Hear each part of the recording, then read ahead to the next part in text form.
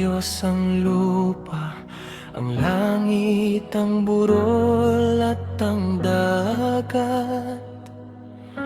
Kanya ring nilalang ang araw at mga bituin, ang bukal, mga ibon, mga puno. Ginawa niya ang tao na mamuno sa mundo at mamuhay ayon sa kanyang plano. Pagkatapos nagpahinga at kanyang itinalaga ang ikapitong araw para sa tao.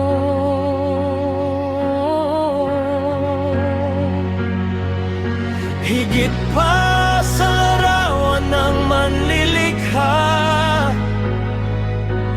tayo'y ginawa para sa Kanya. Ngunit dahil tayo'y mahina, mga tao lamang, minsan ay nadarapa, minsan ay nahuhulog pa.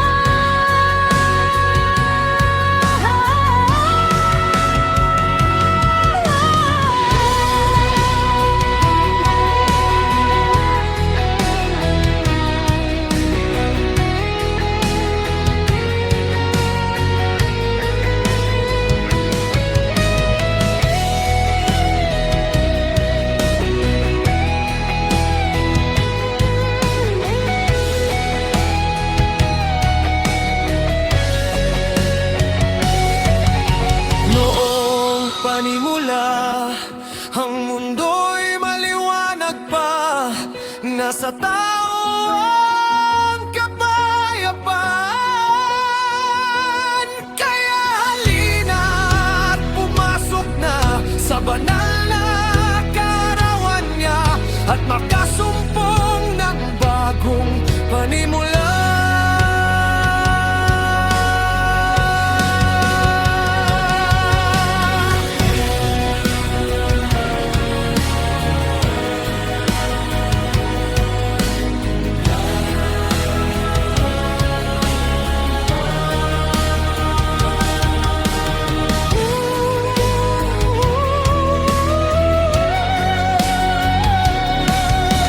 Higit pa sa larawan ng manlilikha, tayo'y ginawa para sa Kanya. Ngunit dahil tayo'y mahina, mga tao lamang, minsan ay nadarapa, minsan ay nahuhulog pa.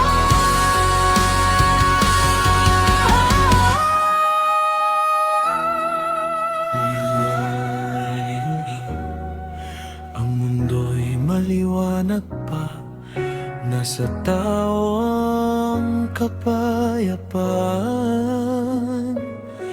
Kaya halina at pumasok na sa banal na kaarawan niya at makasumpong ng bagong panimula.